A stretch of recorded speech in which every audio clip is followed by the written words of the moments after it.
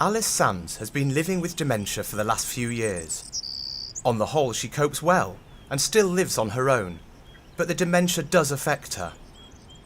On a day-to-day basis, words, especially if I'm nervous, and sometimes it can be words that I know perfectly well, but they just will not come into my mind, and then I'll end up doing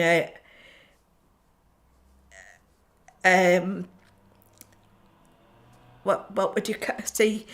What would you call it? Like my mime of what I'm trying to think of.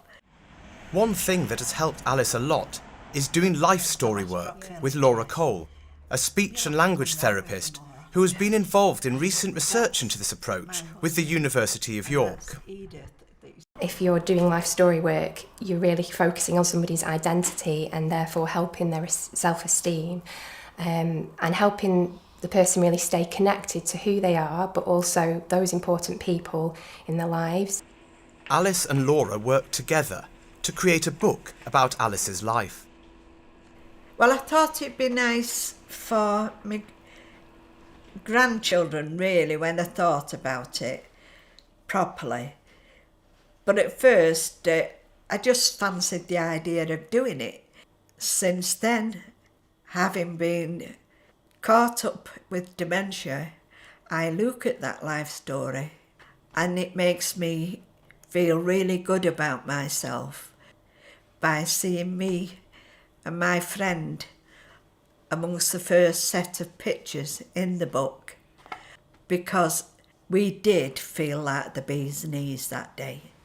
There's no single right way to do life story work, and the process is just as important as the end product. It can be very useful to produce some kind of product that enables the person then to use themselves independently, that we're facilitating that process. But it's not essential, it is different for everybody. And there are many ways that the ongoing life story work can be used, by family, by carers, and by organisations. So, for example, within a residential home, it brings a lot more opportunity for conversation and people to form relationships. I've seen people going around showing all the other residents their book and sparking off lots of different conversations about what's in the book, and then finding that they share a lot in common, opportunities that maybe wouldn't have existed without that. I've seen it be used at home a lot with relatives who feel that they do have more to talk about and connect with, and more positive things to focus on. And also it's fantastic as well for when people have agency staff that come in to support them or facilitate them in some way, and it's a great way of getting to know the person from the beginning. As some activities have become more difficult for Alice, the book is accessible.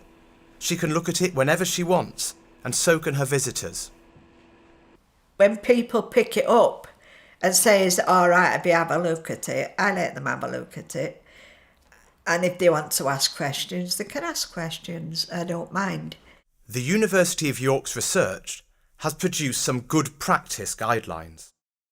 1. While a lot of people like to reminisce and share stories, not everybody does, and some people can even find it distressing. So it's important not to assume all people will want to make a life story. 2. If at all possible, the process should be led by the person living with dementia. They should decide what to include and what to leave out, and how the life story should be used. 3. The process can be emotional and may raise sensitive issues, so the helpers, professionals and family members need to be prepared, trained and supported. And finally, a life story doesn't just have to look back. It can capture the interesting things people with dementia are doing today and hope to do tomorrow. I feel 16 again when I look at that book, and you don't get any better than that.